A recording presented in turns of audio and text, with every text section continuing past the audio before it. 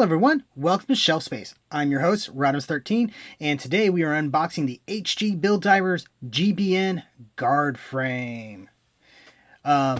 Picked this up with the idea of doing something with it, but some of my plans changed with it, and now I'm not sure what I'm going to do with it, but I'm going to have fun building it. I'm going to say it a lot. Okay, we're done with that.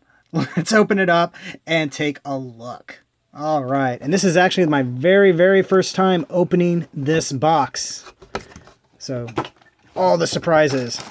How many runners do we got? We got one. Or bags, I should say. 1, 2, 3 bags. And this first one is a bit of a smaller one. This is a bit of a smaller kit, I believe. I mean, not small as in stature, but it doesn't have quite as many runners on it because it's sort of designed to be simple. So, starting off, let's start off differently. We got PC02 Polycap runner with an interesting addition to it. Because we were looking at another kit earlier that had this one, but it did not have this little A addition onto it. And it almost looks like you can see where they kind of hastily attached it to the mold. Very interesting. Those look like polycaps for holding a wrist in or something like that. So it'll be interesting to see what happens with that.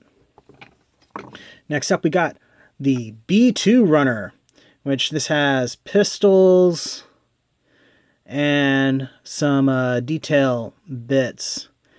I think maybe for the legs or the feet. We got runner A2, which it looks white, but with the light, it almost has an ever so slightish purple hue to it. Very subtle.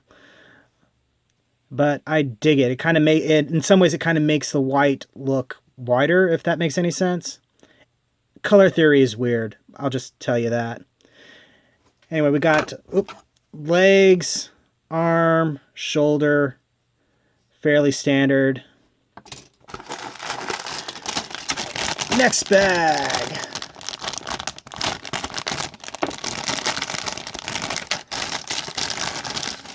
Away with you. We got runner D2, which has some translucent blue bits for the different head options. This one is probably what I'm going to use because I love the fact that it's a reference to, I think it's Dogram, which is a weird sort of obscure mecha reference to make, but that's kind of what Build Divers is all about, isn't it? Next, we have runner A1, which has, let's see, that's where all this comes from. So it's a duplicate of that part.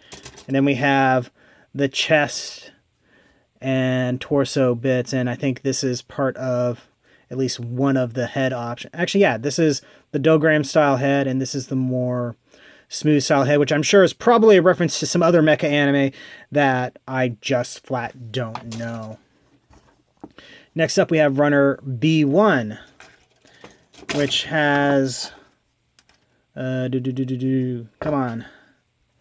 This part right here, plus that looks like some backpack stuff, the neck, and some more backpacky shoulder stuff.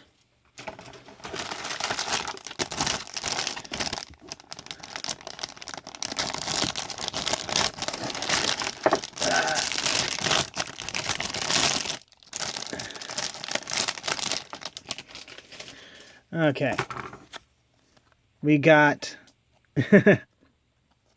so this is another one where they give you a whole lot of empty space to do with it as you please.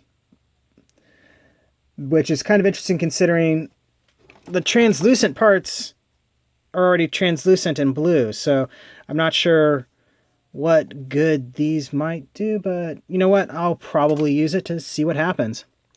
And you got some camera stickers there.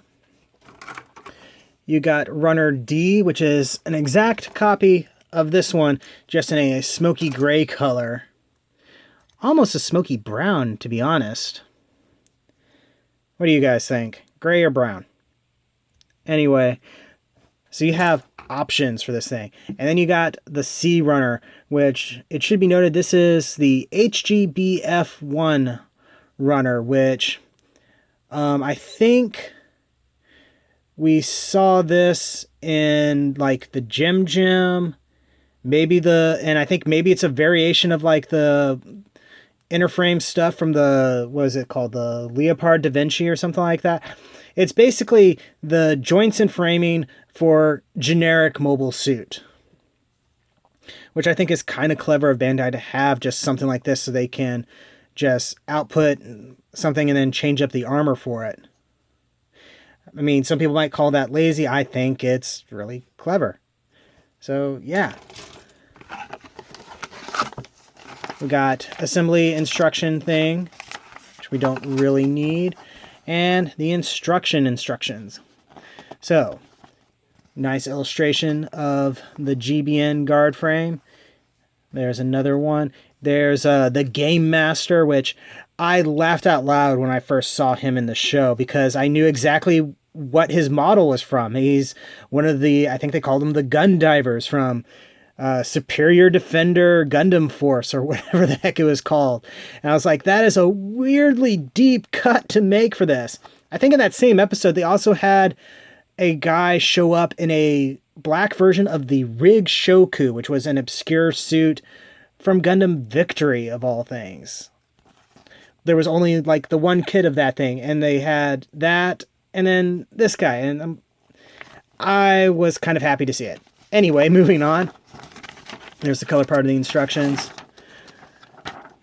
Let's see what's all X'd out. Oh goodness, lots of stuff over here. On the that's the HGBF frame thing. So we are not using hardly any of this, to be honest. Looks like mostly just the leg and arm joints. Be interesting to see what I can pull for that for customs. Using everything else, and you're using almost the entire polycap runner, except for that looks like the additional neck joint thing.